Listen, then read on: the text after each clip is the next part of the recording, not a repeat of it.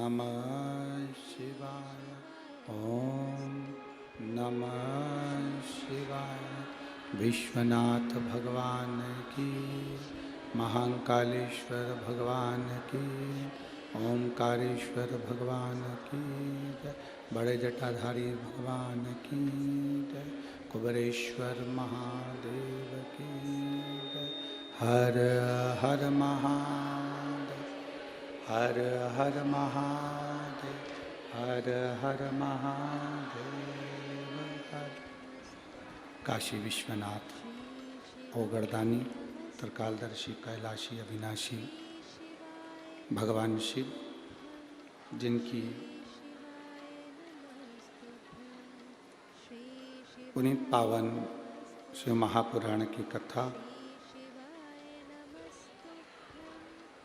संपूर्ण विश्व के कल्याण हेतु बाबा देवादिदेव महादेव की कृपा से श्रवण करने का सौभाग्य जलगांव की पवित्र भूमि में आप और हमको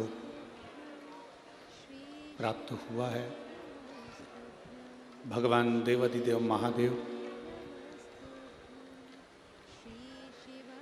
जो संपूर्ण विश्व का कल्याण करने वाले हैं, ऐसे बाबा ओगरदानी भगवान शिव की कथा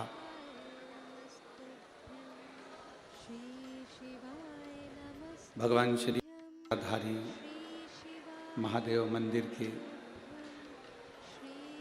इस पवित्र प्रांगण में कथा के मुख्य यजमान श्री भरत नथुलाल जी चौधरी, श्री जगदीश भरत जी चौधरी, श्री तुषार भरत जी चौधरी, चौधरी परिवार एवं संपूर्ण जलगांव के रहवासी की ओर से ये कथा का आयोजन हो रहा है। कथा मंडप में विराजमान श्रीमान गुलाबराव जी पाटिल, जिला पालक मंत्री जलगांव महाराष्ट्र से, एवं मुख्य अतिथि के रूप में पधारी ताई, आप सभी को एक बार जोरदार ताली बजाकर स्वागत वंदन अभिनंदन। भगवान शिव की कृपा, उनकी उदारता, उनकी दया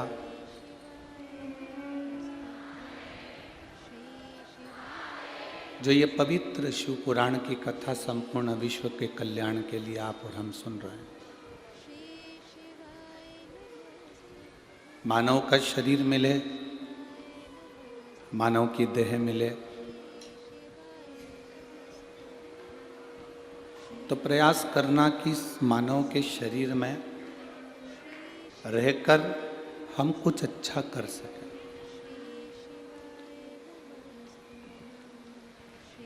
शरीर जो मिला है इसका उपयोग हम सही,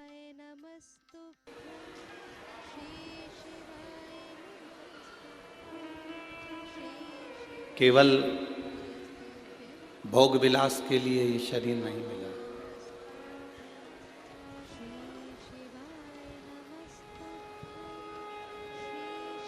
भोग विलास तो एक जानवर भी कर लेता है, एक पशु पक्षी भी कर लेता है, पर कोई पशु पक्षी, कोई जानवर भगवान का भजन नहीं कर पाता।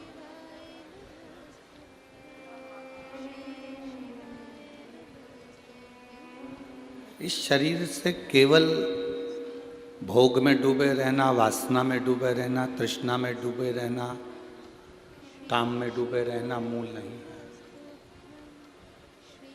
इस शरीर के द्वारा जो 5 कर्मेंद्री भगवान ने दी है, 5 ज्ञानेंद्री भगवान ने दी है और एक मन परमात्मा ने दिया है, ये 11 इंद्रियां जो हमको भगवान ने प्रदान करी है, इन इंद्रियों का सही उपयोग हम कर सकें।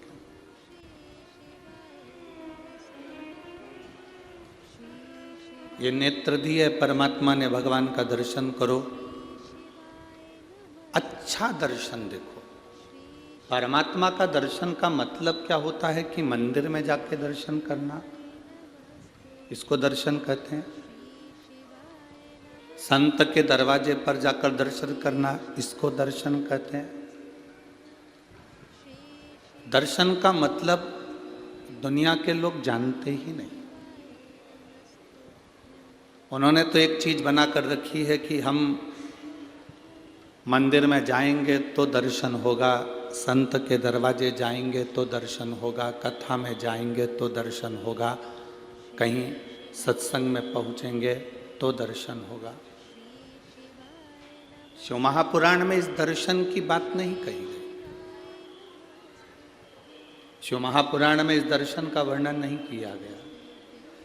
शिव महापुराण में दर्शन की जो बात कही गई है वो दर्शन की मूलता कही गई। दर्शन का मतलब क्या होता है कि मंदिर में जाकर भगवान का दर्शन करना, या शिवालय में जाकर भगवान का दर्शन करना, या कहीं संत के दरवाजे पर जाकर दर्शन करना, ना। शिव महापुराण में कहा गया आपके नजदीक में जो रह रहा है, आपकी बहू हो, आपकी सास हो, आपका ससुर हो, आपका पति हो, आपकी पत्नी हो, आपका बेटा हो, आपकी बेटी हो, आपकी बहू हो, आपके काका जी हो, काकी जी हो, मामा जी हो, मामी जी हो, बुआ जी हो, फूफा जी हो, बहन बेटी, नाते रिश्ते, अड़ोसी पड़ोसी, कुटुंब, कबीला, मोहल्ला, खेड़ा, गांव, जिनसे आप मिल रहे। दर्शन का मतलब अपन कहते हैं कि भगवान का दर्शन करो। दर्शन का मतलब ये होता है कि हम जिससे मिलें उस समय हम परमात्मा को देख लें, तो समझो कि हमने दर्शन किया। अब हम पाषाण की मूर्ति में तो भगवान देख रहे हैं, वृक्ष में तो हम भगवान देख रहे हैं, कंकर में तो हम शंकर देख रहे हैं, नदी तालाब बावड़ी कुएं में तो हम भगवान देख रहे हैं। पर जरा विचार करिए, क्या हम इंसान में, इंसान में परमात्मा को, इंसान में भगवान को ढूंढने का प्रयास कर रहे हैं? हमने वो प्रयास करना छोड़ दिया। हम वो प्रयास नहीं करते। दर्शन का मतलब ये नहीं है कि आप मंदिर में गए तो भगवान का दर्शन करा। दर्शन का मतलब है जिससे मिले उसकी अच्छाई को हम देखें, ये दर्शन।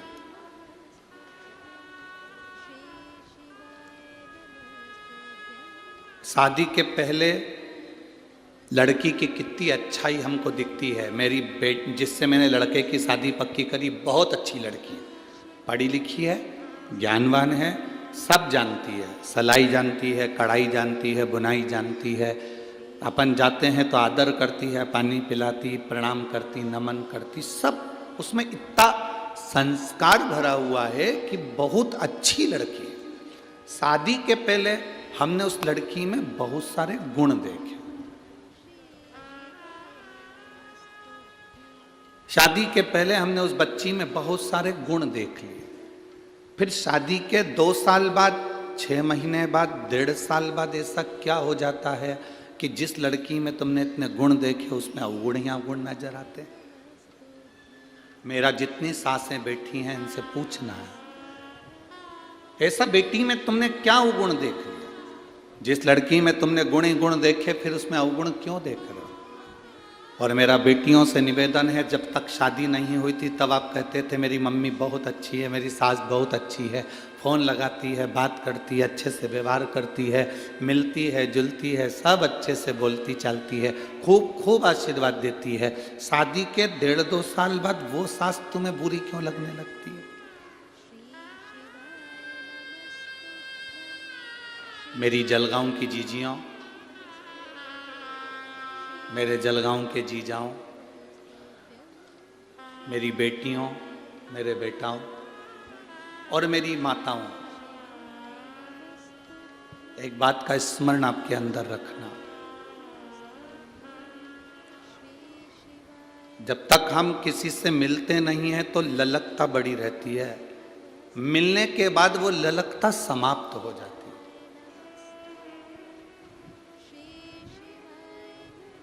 वो दुनिया के दूसरे लोग होंगे जो अपनी अपनी गादी से बैठकर कहते होंगे कि दर्शन करो तो मतलब मंदिर में करो। ये व्यासपीठ शिव महापुराण की पीठ है। इस व्यासपीठ को हम व्यासपीठ मानते हैं, पर उससे ज़्यादा ये मानते हैं कि ये शंकर भगवान का कैलाश पर्वत है जिस पर कथा बोली जा रही है। और आप सब इस कैलाश पर्वत के नज़दीक में बैठ के कथा का रस तत्व ग्रहण कर रहे हैं।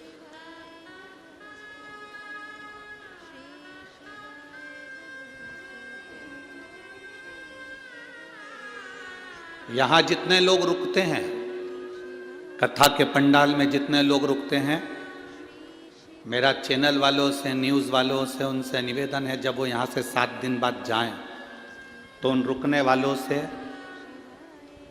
उनके मन की बात पूछना कि 7 दिन जो कथा के पंडाल में रुके, उनको 7 दिन में एक ना एक दिन शंकर के आने का, शंकर के जाने का और शंकर की प्राप्ति का अनुभव हुआ कि नहीं हुआ, उनसे पूछो।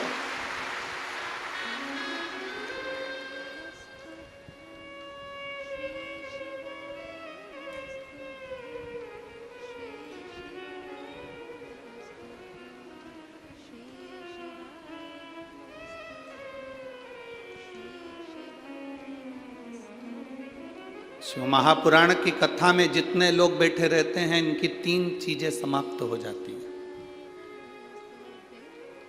बहुत ध्यान से सुनना। शिव महापुराण की कथा में जो कथा सुनने के लिए आता है 7 दिन 5 दिन, उसकी 3 चीजें समाप्त हो जाती है कथा सुनने पर। पहला, उसकी भूख। घर पर जितनी भूख लगती होगी, कथा के पंडाल में उतनी भूख नहीं लगती।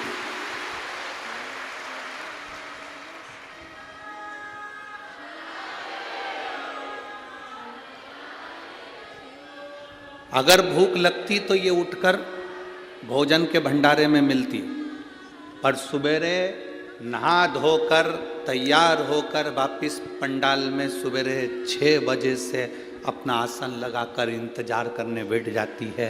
दोपहर की 2 बजेगी और कथा मिलेगी। भूख समाप्त।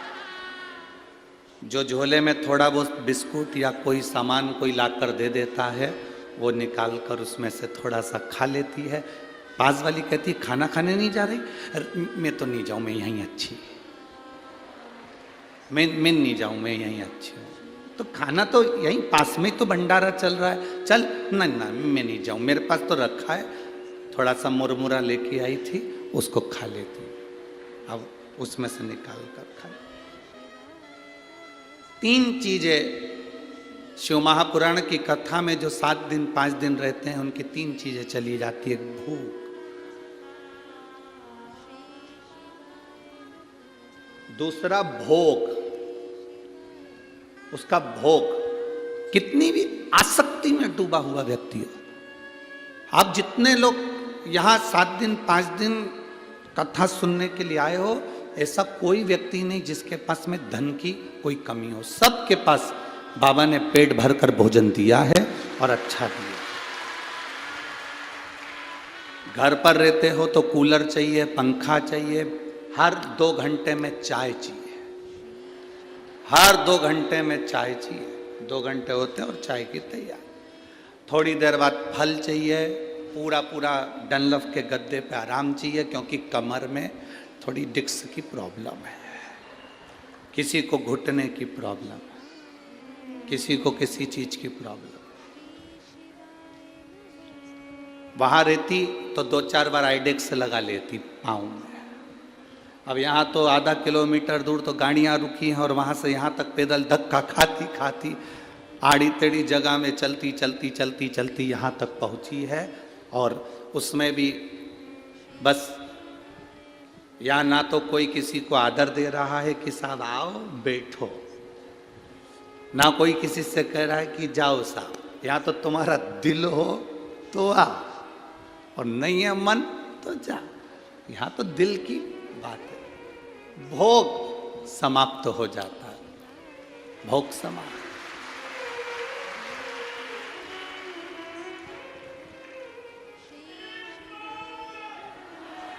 तीसरे नंबर पर शिव पुराण सुनने पर भोजन हमारा जो करने की हमारी जो घर में आराम से चाय, अचार, ठेसा, सिंगदाने की चटनी और पूरन पोली और आमठी और फिर सिमैया की खीर, ये सब जो तुम्हें 2-1 दिन में कुछ ना कुछ याद आ ही जाता है कि आज ये बना लो, आज वो बना लो, वो बना लो। 7 दिन में भोजन छूट जाता है, तुम्हारी रुचि से तुम नहीं खा पाते, जो भोले बाबा तुमको दे देता है वो खा लो। भूख गई, भोग गया, भोजन गया, 3 चीज चाहिए। और जिसकी ये 3 चीजें कथा में चली जाए, समझ लो तुम्हें शिव को मिलने में देरी नहीं लगेगी, मिल गया। शिव मिलने में देरी नहीं है, फिर वो मिला। शंकर मिल गया। उसकी प्राप्ति का केंद्र बिंदु है भगवान की भक्ति।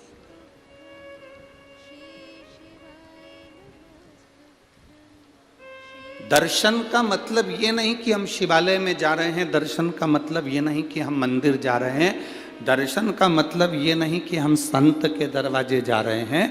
दर्शन का मतलब है जो हमारे पास में है, हमारी बहू हो, उसकी अच्छाई हमें जिंदगी भर देख रहे हैं। हमारी सास है, उसमें अच्छाई जिंदगी भर देख रहे हैं। हमारे बच्चों की अच्छाई जिंदगी भर देख रहे हैं। अपने रिश्तेदारों की अच्छाई जिंदगी भर देख रहे हैं। तुम जब अपनी आंख से अच्छा देखना चालू कर दो तो समझ लेना तुम्हें मंदिर जाने की जरूरत नहीं है, तुमने दर्शन प्रभु का कर लिया। बुरा जो देखन में चला, बुरा न मिलिया कोई। संसार में बुरा है ही नहीं कोई, क्योंकि अपने से बुरा कौन हो गए बता।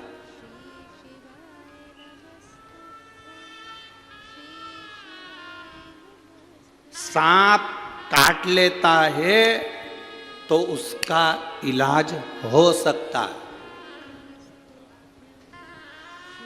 बहुत ध्यान देना महाराज।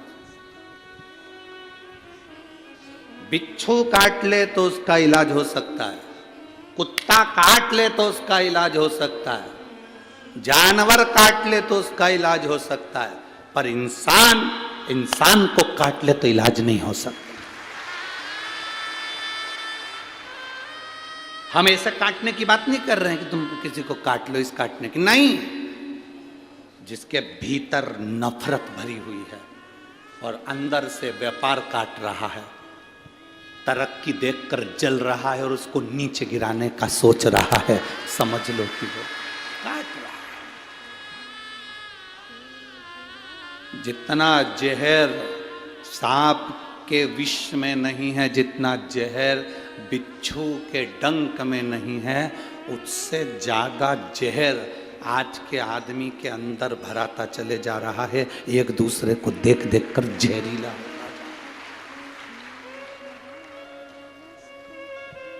ए मेरी जीजियों, मेरी बहुओं से निवेदन है बेटा, मेरी बेटियों से निवेदन है, मेरी बहुओं से निवेदन है, मेरी बेटियों से निवेदन है, तुम्हारे घर में जितने सदस्य हैं, सास अपशब्द कहे ना बेटा, कभी बुरा ना मानिएगा।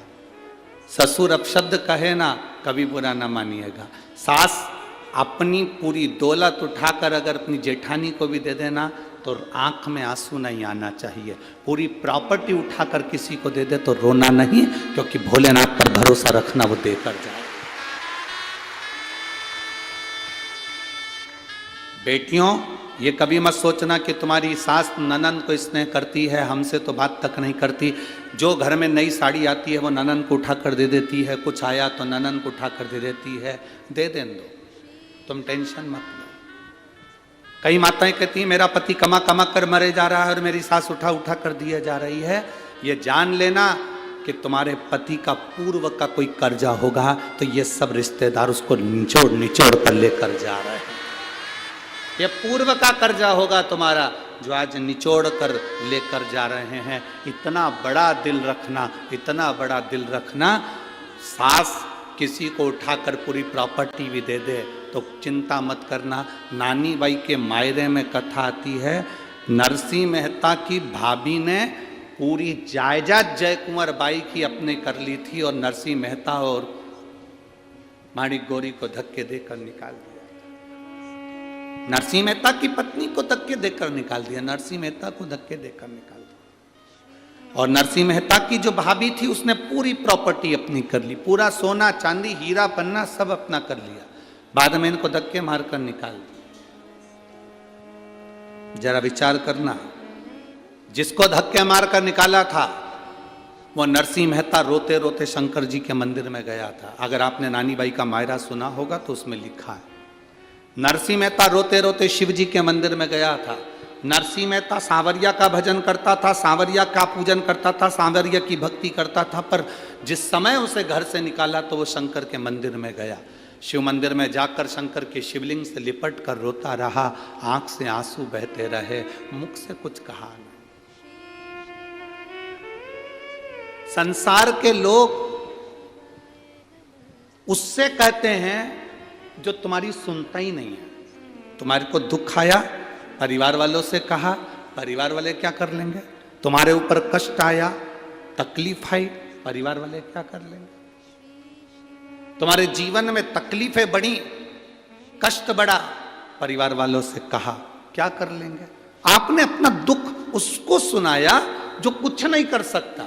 अगर ये दुख जैसे नरसिंह मेहता ने शंकर जी के शिवलिंग का स्पर्श कर कर गले लगकर उसको सुना दिया तो देवाधिदेव महादेव ने नैया पार लगा दी, उसने नैया पार कर दी।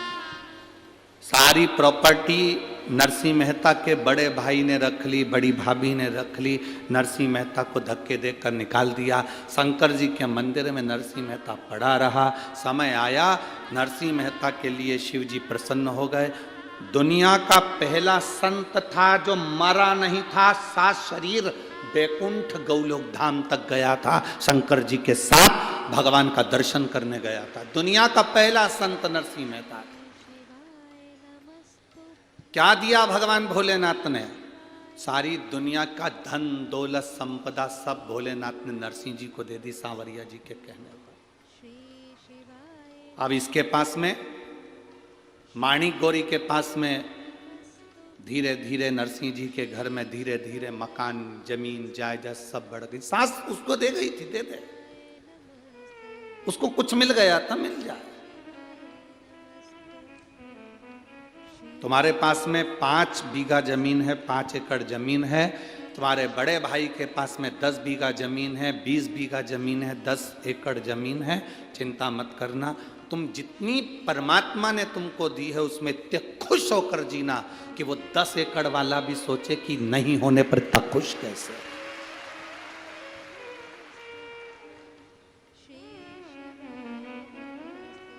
आज हमारे वो सूरत वाले सोमानी जी आए थे तो वो कह रहे थे, गुरुजी एक हमारी पास वाली में कोई पड़ोस में रहती है और वो बहुत साधारण है, बहुत साधारण, बहुत दुखी है, शायद जिंदगी में सबसे ज्यादा दुखी वही है।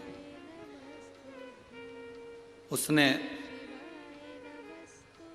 शिव जी का नाम लेकर अपने बच्चों को पालने के लिए, परिवार को पालने के लिए थोड़ा बहुत मठरी और ये चकली और नमकीन का काम चालू करा। उसने ये भेजा है गुरुदेव। पर गुरुजी सोमानी जी कह रहे थे सूरत वाले कि इतना दुख था, पहले रोती थी।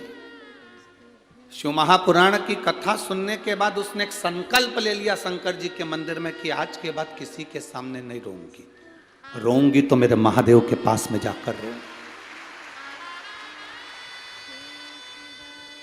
अब जब भी किसी रिश्तेदार से मिलने के लिए या कोई रिश्तेदार मिलने के लिए आता है तो इतनी हंसती है, प्रसन्न होती है, खुश होती है, इतनी प्रसन्न कि रिश्तेदार सोचते हैं कि इसकी जिंदगी में इतना दुख है और इसके बाद इतनी खुश कैसे रह लेती है। बाबा आप कहते हो ना कि शंकर जी के सामने खुश होकर जाना, भले जिंदगी में कितना भी दुख हो, एक ना एक दिन बाबा आशीर्वाद दे ही देता है कि तू ऐसी खुश हमेशा रहे,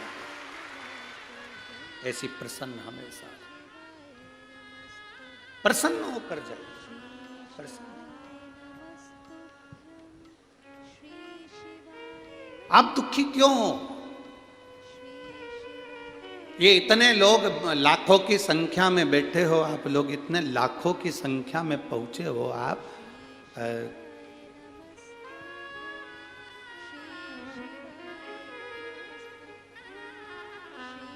कल सरकारी आंकड़े के हिसाब से 4 से 5 लाख लोग कल की कथा में पहले शिव महापुराण की उस कथा में देवाधिदेव महादेव कहते हैं, मैं कैलाश के समेत वहां पर विराजमान रहता हूं, वहां मैं स्वयं हूं, मैं स्वयं वहां पर विराजमान हूं।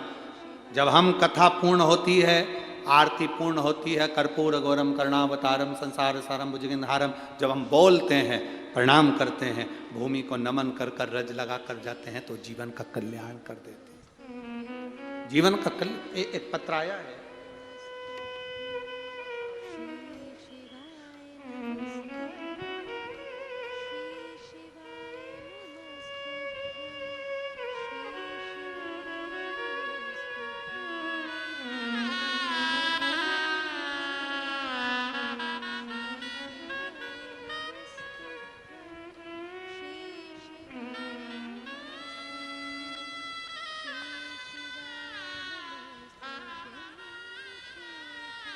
मैं दीपक सतीश सोनबड़े,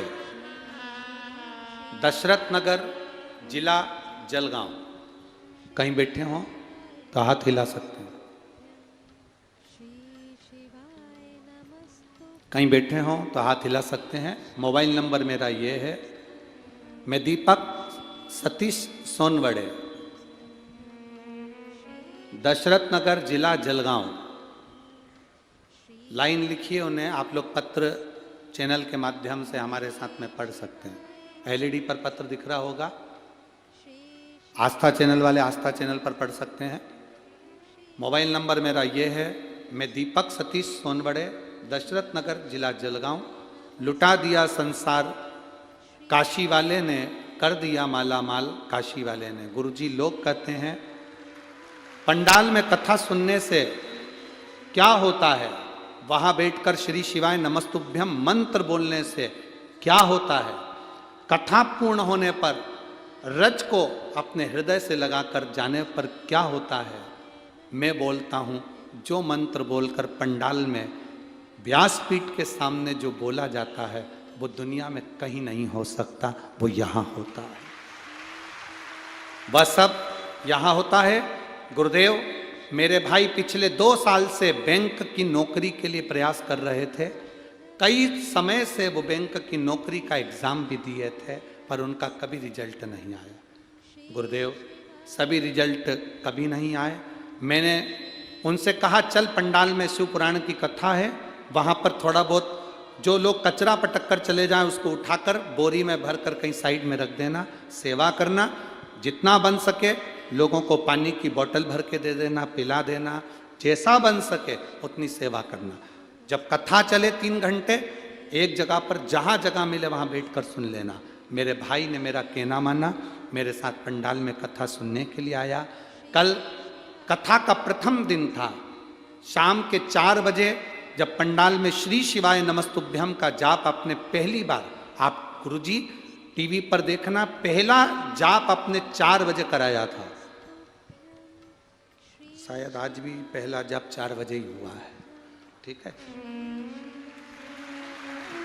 कल आपने प्रथम जाप 4 बजे कराया था। जाप करते समय मेरे भाई ने और मैंने अपने भाई के नौकरी के लिए बाबा से प्रार्थना करी थी। गुरुदेव, 1 जनवरी 2022 को मेरे भाई ने एक एग्जाम दिया था बैंक का।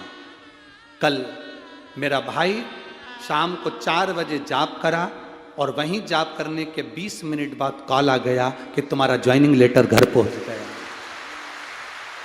मैं बाबा को यहाँ धन्यवाद देने के लिए आए हैं। ये शिव है। आप पत्र को अपने उस पर पढ़ सकते हैं। मैं दीपक सतीश सोनबड़े, दशरथ नगर, जिला जलगांव, मेरा मोबाइल नंबर ये है। मेरा ज्वाइनिंग लेटर मुझे मिल गया। ये शिव कृपा योग घट शंभु शिव तत्व है। उससे जो कहा वो सुना। एक पत्र बड़ा सुंदर आया।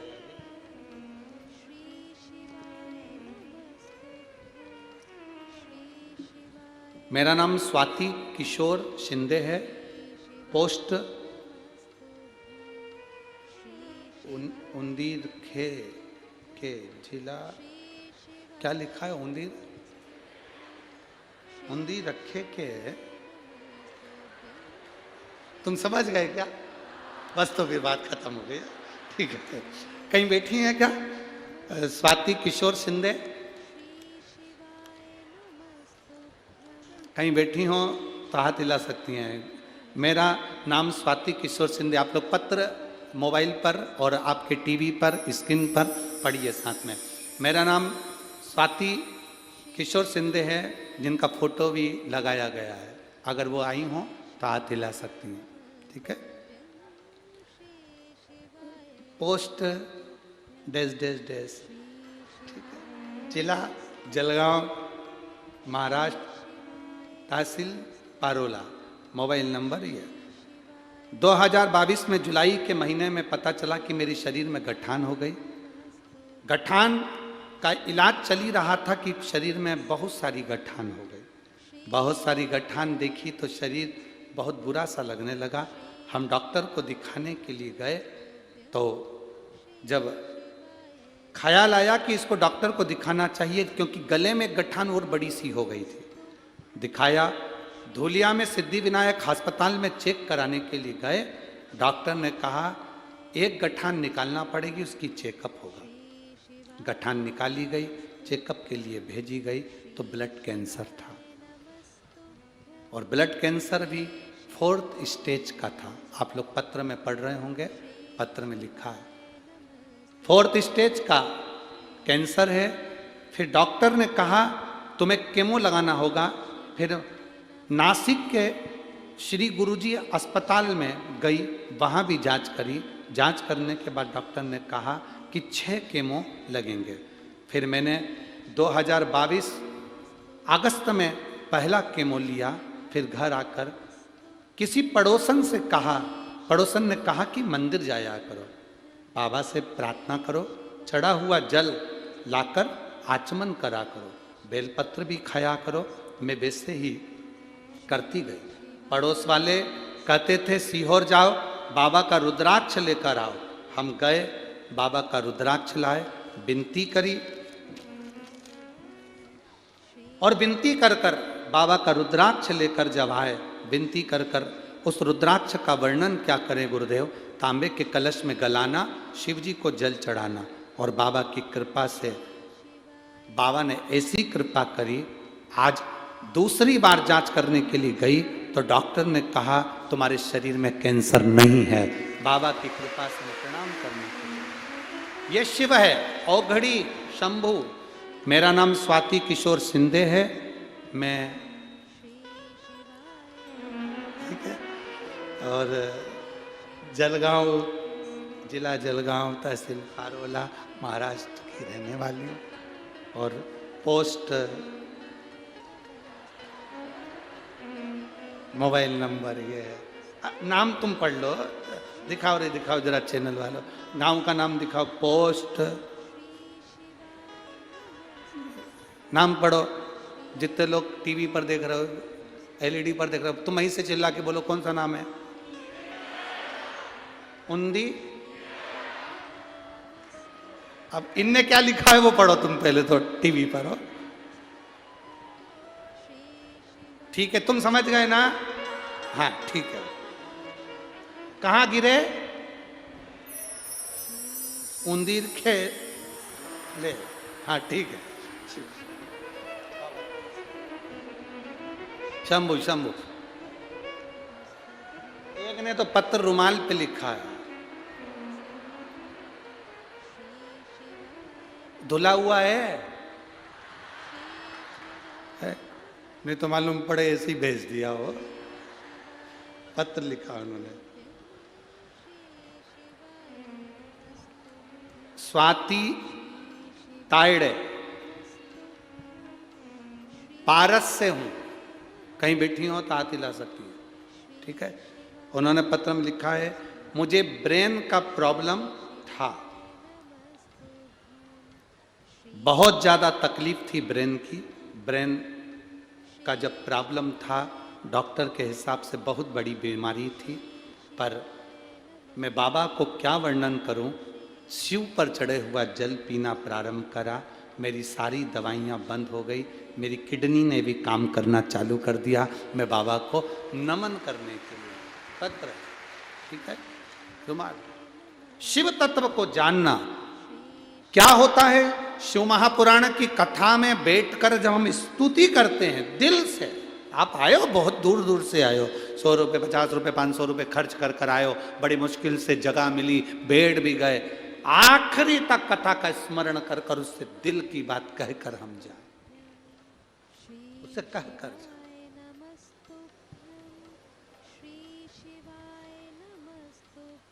कई लोगों को चिंता भी रहती है, एकदम सब छूटेंगे तो गाड़ियां ट्रैफिक में फंस जाएगी, थोड़ा जल्दी निकल ले, और मालूम पड़े ऐसे ही भगवान के यहाँ जाने में जल्दी निकल लिए तो वो तो समझ वाली बात। अब तुम यहाँ सोचो कि जल्दी आए हो, बाबा के पास बैठे हो, अपने मायके में जब जाओ तो थोड़ा समय लेकर जाओ, अपने बाप से बात तो करो, पिता से मिलो तो सही, दिल से कहो तो सही, ठीक है।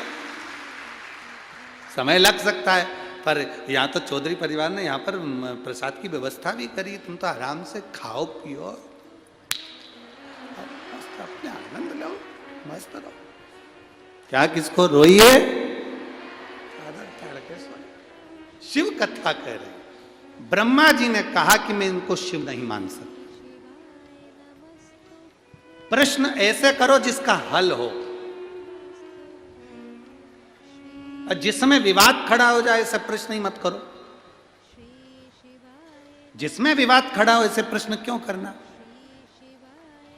पत्नी पति से कह दे मैं कैसी लग रही, अब ये विवाद खड़ा करने वाला प्रश्न है। तो कहीं कहीं का पति हो जो कह दे कि बहुत अच्छी लग रही, एकदम जोरदार हीरोइन जैसी लग रही, तो बहुत जोरदार। वो तो कहीं का सिर खरा पति हो और तुमने कह दिया मैं कैसी लग रही, और वो कह दे ऐसी लग रही जैसे हरी घास में भैंस चर रही, तो फिर वो दिक्कत दे जाए। फिर ऐसी तो तुम ऐसा प्रश्न करो ही काय को कि मैं कैसी लग रही, क्यों काय प्रश्न ही मत करो। ब्रह्मा जी ने प्रश्न किया कि ये तुम्हारे पिता हैं, भगवान विष्णु ने कहा मेरे पिता।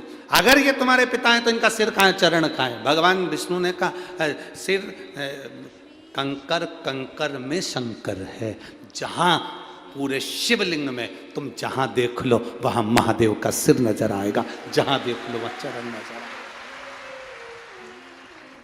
तुम्हारा मन करे शिवलिंग में जहां तुम जानो वो सिर है, सिर है, और जहां तुम जानो वहां चरण। ये तो देखने वाले पर निर्भर करता है कि उसने क्या देखा है, ये देखने वाले पर।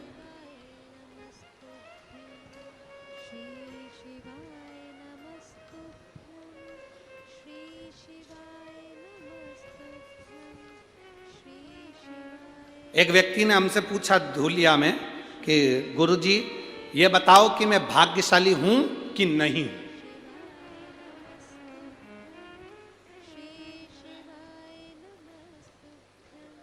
अब तुमसे कोई ये प्रश्न करे तो तुम क्या उत्तर दोगे, बोलो रे।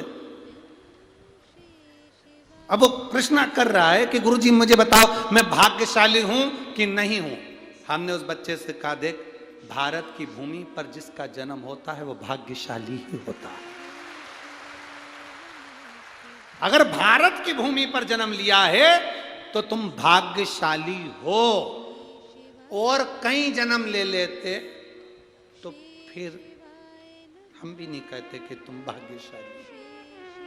जो भारत की भूमि पर जन्म लेता है, भारत माँ की गोद में पैदा होता है, भारत माँ की गोद में खेलता कूदता बड़ा होता है, भारत माता की गोद में रहकर सनातन धर्म की ध्वजा को लेकर चलता है, वो भाग्यशाली ही होता है। वो भाग्यशाली है जो भारत माँ की गोद में रहने के बाद भारत माता के गौरव को बढ़ा रहा हो, भारत माता के सनातन धर्म को आगे बढ़ा रहा हो। वो भाग्यशाली है जो भगवान की अविरल भक्ति में डूबा हुआ हो और भगवान की भक्ति में डूबकर अपने परिवार को, नातों को, रिश्तों को, कुटुंब को, कबीले को चला रहा। हम कभी ये नहीं कहते तुमसे कि तुम अपना घर छोड़ दो, परिवार छोड़ दो, नाते छोड़ दो, रिश्ते छोड़ दो, संत बन जाओ, साधु बन जाओ, तुम्हारी मर्जी पड़े तो तुम किसी गंगा के तट पर जाकर, ताप्ती के तट पर जाकर बैठ जाओ। आज तक इस व्यासपीठ से ये नहीं कहा कि घर छोड़कर तुम साधु बन जाओ, संत बन जाओ, बाबा बन जाओ, जोगी बन जाओ। अपने को नहीं बनना, जो बने वही काफी है।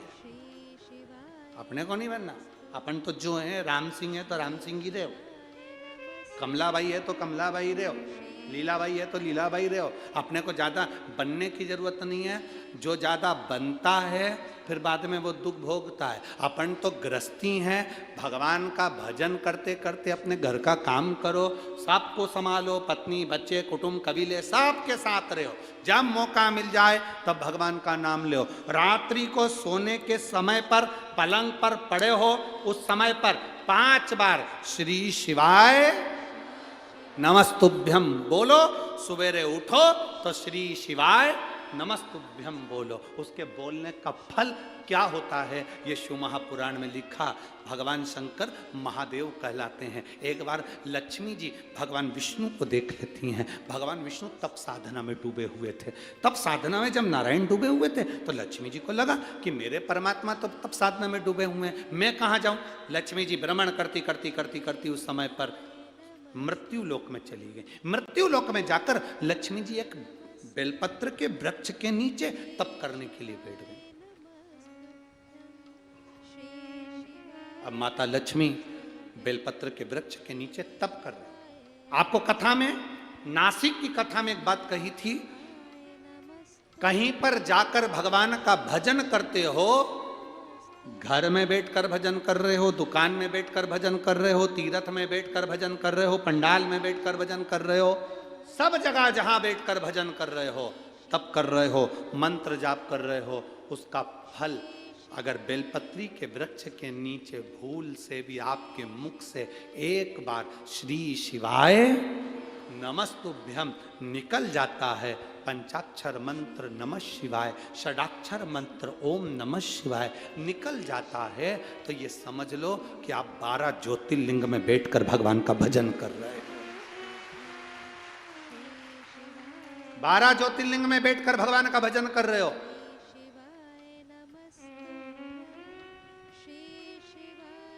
बेलपत्री के वृक्ष का वो फल है।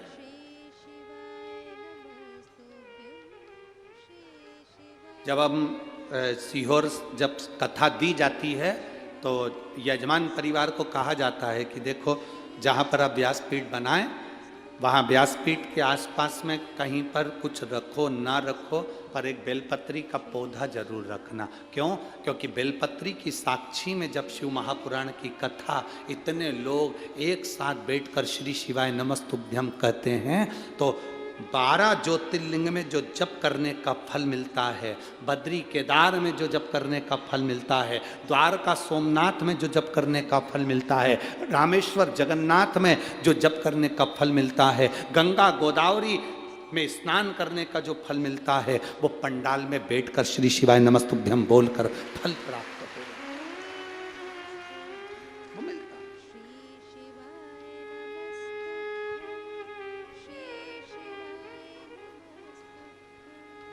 शिव कथा कह रही है, लक्ष्मी जी जाकर बैठ गई बेलपत्री के वृक्ष के नीचे, और माता लक्ष्मी जब बेलपत्र के वृक्ष के नीचे जाके बैठी, माता लक्ष्मी जब बेलपत्र के वृक्ष के नीचे बैठी तप करना प्रारंभ करा। अब तप लक्ष्मी जी को तो इतना स्मरण में नहीं था, उन्होंने केवल मंत्र का जाप करा, केवल मंत्र का जाप।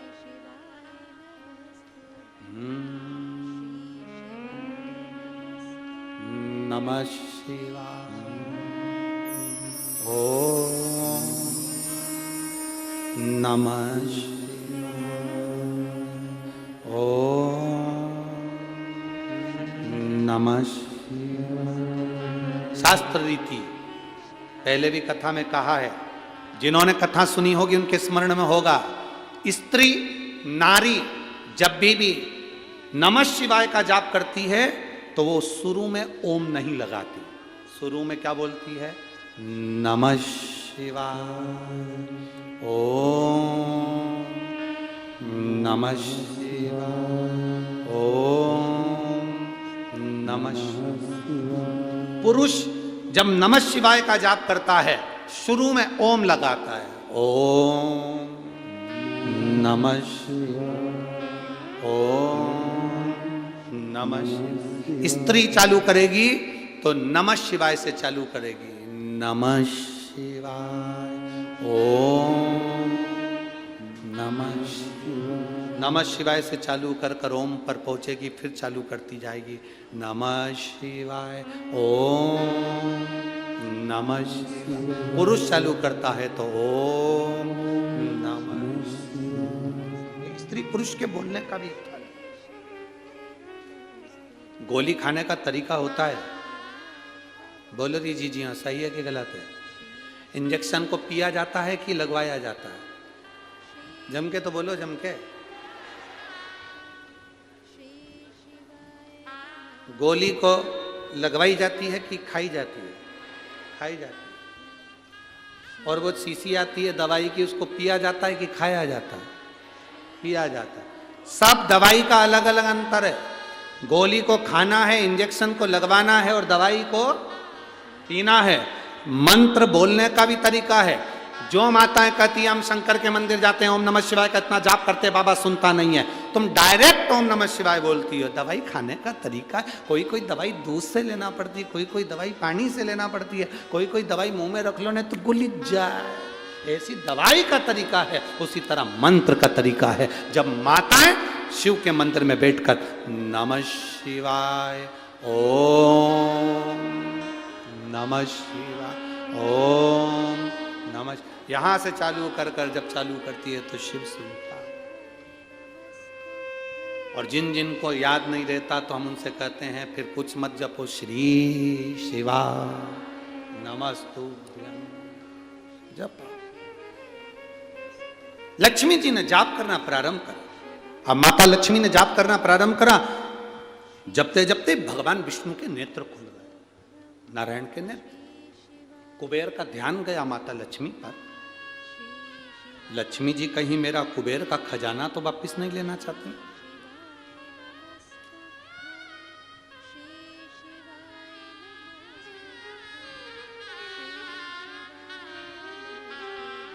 टेंशन है।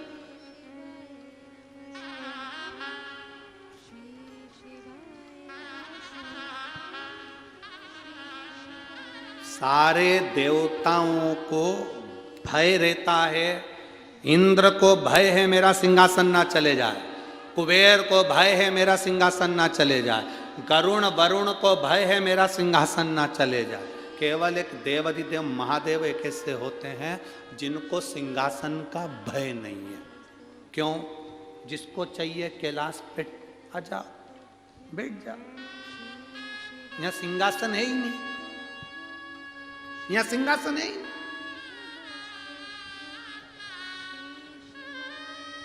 हमारे इतने सालों से हम कथा कर रहे हैं, पर हमारे जीवन की पहली ऐसी कथा है ये जलगांव की, जिसमें कोई सामने सिंहासन नहीं है किसी को बैठने के। यहाँ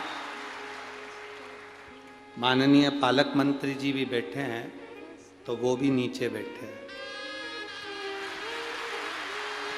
यहाँ के आमदार खासदार भी अगर आए हो तो वो जमीन पर ही बैठे होंगे। यहाँ का कोई अधीक्षक भी आया हो, ये शिव भक्ति कहते हैं इसको, इसको शंकर की भक्ति, इसको शिव महापुराण की कथा। अभी 16 दिसंबर को जो अमरावती में कथा है, जो राणा परिवार ने ली है, रवि जी राणा जी ने, और तो एक रवि राणा ने और एक और क्या नाम है उनका,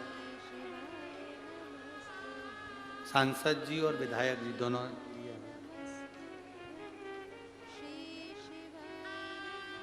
नवनीत जी राणा, एक रवि जी राणा, एक नवनीत जी राणा। जब वो कथा के लिए सीहोर आए थे उस समय पर, पहले जब हमसे एक बार मुलाकात हुई थी तो हमने पूछा कथा कौन करा रहे हैं, तो उनके मुख्य शब्द थे, भोलेनाथ कराएंगे, हम तो केवल बैठकर सुनेंगे, कराने वाला कराएगा वो, हमें तो सुनना है, केवल कथा श्रवण करना। आज जलगांव की पवित्र भूमि पर हृदय प्रसन्न हो गया। यहां कोई सिंहासन नहीं है, यहां कैलाश है, कैलाश। इस कैलाश की धरा पर जहां तुम बैठ जाओ वहां भगवान का गुणगान करो, कैलाश की धरा। और आप देखिए, आप अंदाजा लगाइएगा, 5 तारीख से कथा चालू हुई है, 2 तारीख, 3 तारीख, 4 तारीख जो निकली होगी, 1 तारीख से अंदाजा लगा लो, 1 तारीख से 5 तारीख के बीच में भोलेनाथ जी ने पूरी जमीन को पहले धो लिया, साफ कर लिया, अच्छे से सफाई कर ली, सफाई कर कर साफ करके दबा के बैठे। 2 बजे से 5 बजे तक कथा चलती है। आप अंदाजा लगा कर बैठना, आपको ऐसा महसूस होगा जैसे हम कैलाश पर्वत पर बैठकर तब साधना कर रहे हैं, कथा श्रवण कर रहे हैं। हल्की हल्की सी हवा चलती रहेगी, आनंद लेते रहेंगे, सूर्य देवता आते रहेंगे, जाते रहेंगे, तुम्हारा भजन चलता रहेगा, आनंद की अनुभूति होती रहेगी, शिव तत्व की प्राप्ति। शिव तत्व सब व्यवस्था वो करता है, अपन निमित्त है, अपन निमित्त। और बड़ी प्रसन्नता हुई साहब, कल रात्रि के जो वीडियो हम लोगों ने देखे, जलगांव के लोग शहर से आकर कोई बिस्कुट, कोई पानी, कोई पाउच, रात्रि को सारे भक्तों को कोई आलू बड़ा खिला रहा था, कोई भाजी बड़ा खिला रहा था। उसके वीडियो जो जलगांव की भूमि पर चल रहे हैं सोशल मीडिया में, देखने लायक। भाव कृपा है, आपको दिया बाबा ने और आपने भाव से खिलाया, दिल से। शिव कथा कर रही है, माता लक्ष्मी बैठी, भगवान देवती देव महादेव। कुबेर को लग रहा है ये मेरा सिंहासन ना ले ले, इंद्र को लग रहा है ये मेरा सिंहासन ना ले ले, देवताओं को लग रहा है लक्ष्मी मेरा सिंहासन ना ले ले, पर लक्ष्मी तो तप की मुद्रा में विलीन लगी हुई थी, भगवान का गुणगान कर रही थी। नमः शिवाय, ओम नमः शिवाय, ओम नमः शिवाय। लगी मां, बेलपत्री का वृक्ष, उसके नीचे एक माला का मनका भी अगर बेलपत्री के वृक्ष के नीचे खसकता है, तुम्हारे मुख से नाम निकलता है, तो वो उसका फल 1000 गुना ज्यादा हो जाता है, 1000 गुना। आप लोग शिव मंदिर में जाते हो ना, तो बेलपत्री जब भगवान को चढ़ाते हो, तो आप अगर श्री शिवाय नमस्तुभ्यम बोलकर चढ़ाते हो, विद्वान पंडित जी जो आपको अभिषेक कराते हैं, पूजन कराते हैं, तो वो कहते देते हैं बेलपत्री चढ़ा रहे हो, नमः शिवाय बोलकर चढ़ाओ, ओम नमः शिवाय बोलकर चढ़ाओ, श्री शिवाय नमस्तुभ्यम बोलकर चढ़ाओ। जब आप एक बेलपत्र का स्पर्श कर कर श्री शिवाय नमस्तुभ्यम कहकर बेलपत्र चढ़ाते हो, बेलपत्र का स्पर्श इस शरीर से रहता है, तो एक बेलपत्र चढ़ाते हो तो 1000 बेलपत्र चढ़ाने का फल तुम्हारे खाते में चला जाता है। एक बेलपत्र मात्र शंकर के नाम का जप कर कर आपने स्पर्श किया, मंत्र बोला, स्पर्श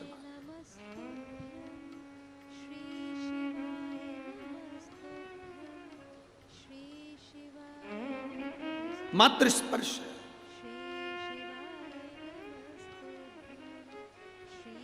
शिव कथा कर रही है, शंकर भगवान प्रसन्न हो गए, लक्ष्मी जी के सामने प्रकट हो गए। लक्ष्मी जी, मांग लक्ष्मी तुझे क्या चाहिए? लक्ष्मी जी कहती हैं मैं तो मांगने के लिए तप ही ना करूं। कल कथा में कहा था जो मांग कर देते हैं वो देव कहलाते हैं, जो बिना मांगे दे देते हैं वो महादेव महादेव।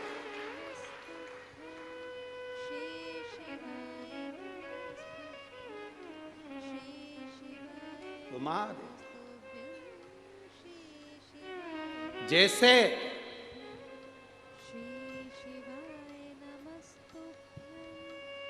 घर में सब हो, मायके में सब हो और मां नहीं हो तो मायका कहलाएगा क्या? जम के बोलो जरा। मायके में भाई हो, भाभी हो, पिता हो, बहनें हो, पोता पोती, नाती पंती सब हो, मायका उसको कहते हैं मायका। मायका मतलब माँ का घर। उसको मायका की जगह ये नहीं कहते पिता का, उसको कहते हैं मायका मतलब माँ का घर।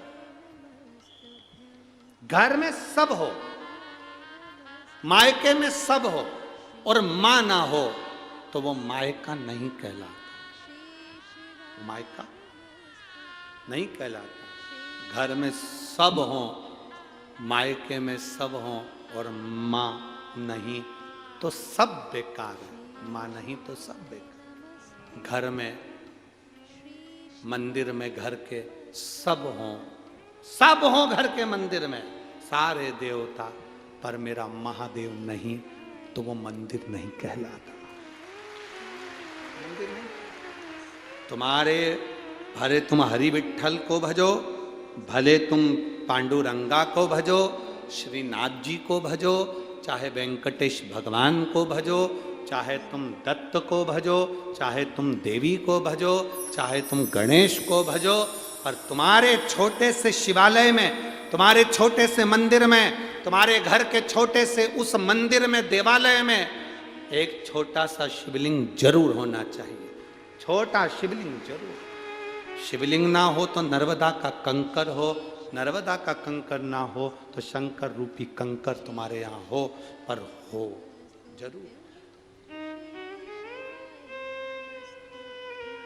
बिना शिव के देवालय खाली, बिना शिव।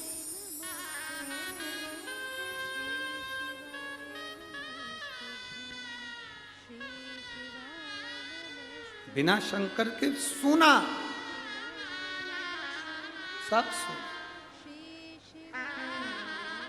लक्ष्मी जी से कह रहे हैं भगवान भोलेनाथ मांगो तुम्हें क्या चाहिए। लक्ष्मी जी का मांगना नहीं, मैं मांगने के लिए तप नहीं करी। क्यों करा तप, किस लिए करा तप? मैंने मांगने के लिए तप नहीं करा, तो फिर किस लिए? तो कहा बाबा मैं तो बस, मेरे पति तप साधना में लगे हुए थे, मेरे पति तप साधना में डूबे हुए थे।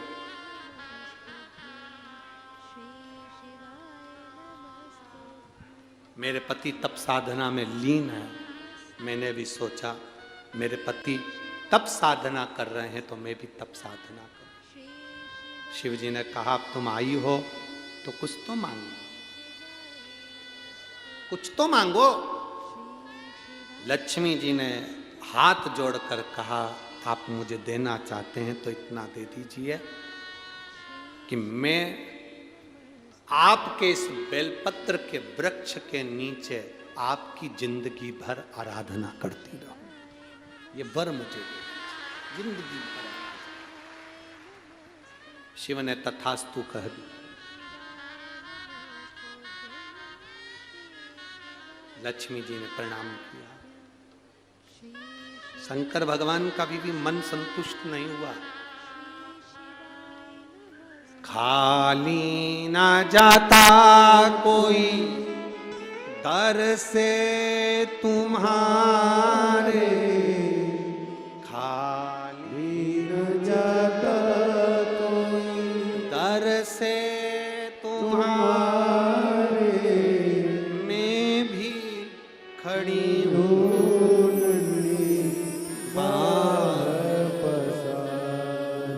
अपने हृदय लगा लो, लगा लो कि राजा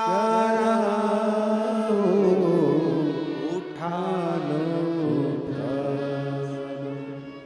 कोई मेरे दरवाजे से खाली जाए ये हो नहीं सकता। एक पत्र आया है, पत्र में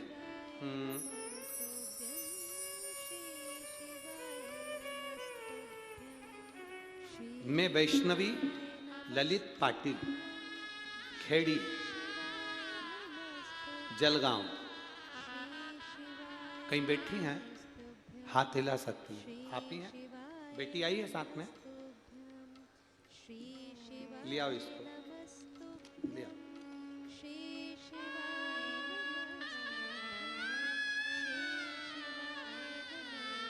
पत्र आप लोग एलईडी पर, आस्था चैनल पर पढ़ सकते हैं पत्र।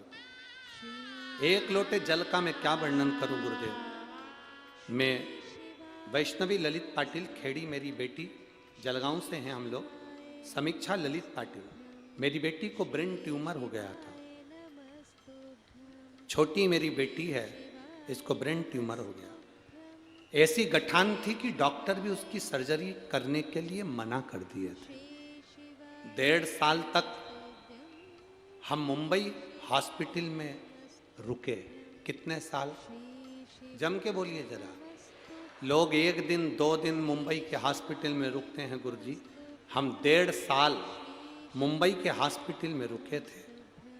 फिर घर आने के बाद डॉक्टर ने जब कह दिया कि इसको ब्रेन ट्यूमर की जो गठान है वो ऐसी जगह पर है जिसकी सर्जरी नहीं हो सकती। मेरी ननंद ने बताया कि टीवी पर सियोर वाला महाराज आता है, शिव पुराण की कथा करता है, उसको सुनो।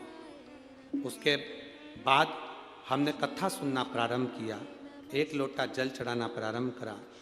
मेरी बेटी थोड़ी थोड़ी, उसकी सेहत जो पूर्ण तरह से ब्रेन में ट्यूमर था तो शुद्ध चली गई थी। बोलना चालना शुद्धता ये समाप्त हो गई, सोचना समझना सब चला गया। आइए बेटा, आ जाओ। रोइए नहीं, खुश होकर आओ, बाबा ने तो ठीक कर दिया इसको, और क्या चाहिए। रोते रोते नहीं आते बाबा।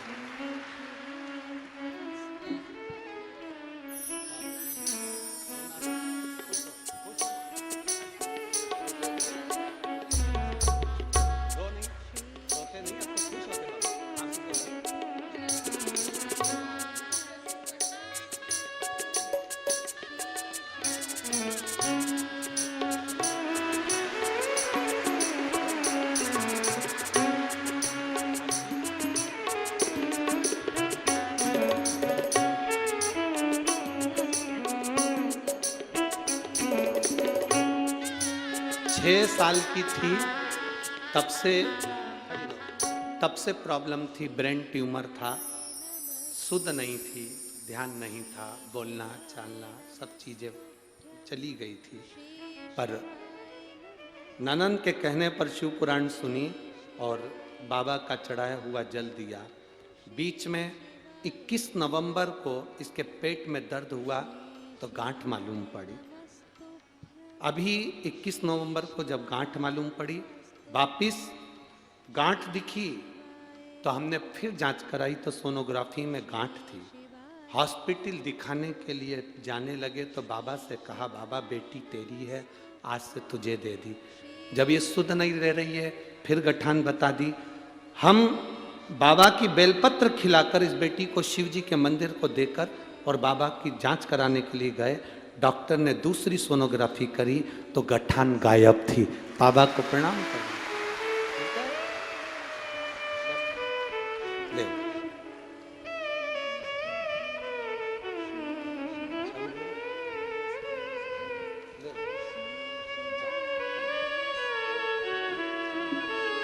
अरे खाली न जाता कोई दर से तुम्हारे, खाली न जाता कोई दर से तुम्हारे, मैं भी खड़ी हूँ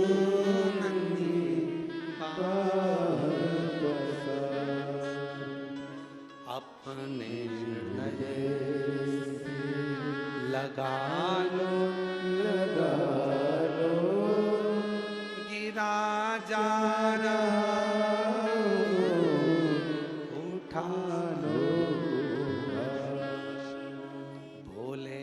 अपनी अब तो ना टारो गिरी जा रही हो, उठा लो। जिसकी सुध चली गई हो, याददाश्त चली गई हो, ब्रेन ट्यूमर हो गया, पेट में गांठ हो गई, 5 वर्ष की अवस्था से 11 वर्ष की अवस्था तक जो बीमारी से जूझ रही हो, 1.5 साल तक बॉम्बे के हॉस्पिटल में पड़ी रही हो, उसकी दशा क्या होगी। पर एक लोटा जल सारी समस्या का हल। उस माँ ने एक लाइन लिखी है, मैंने बाबा की शिव महापुराण की कथा को प्रणाम कर कर हॉस्पिटल लेकर गई थी दूसरी बार, और बाबा ने मेरा निर्णय सही लगा दिया और मेरा रास्ता। आप आयो शिव की मर्जी से कथा के पंडाल में पहुंचे, शिव की मर्जी से। जलगांव वालों के तो भाग्य जागे हैं जो शिव पुराण की कथा सुनने के लिए मेरा कुबेर भंडारी यहां जलगांव पहुंचा है। भाग्य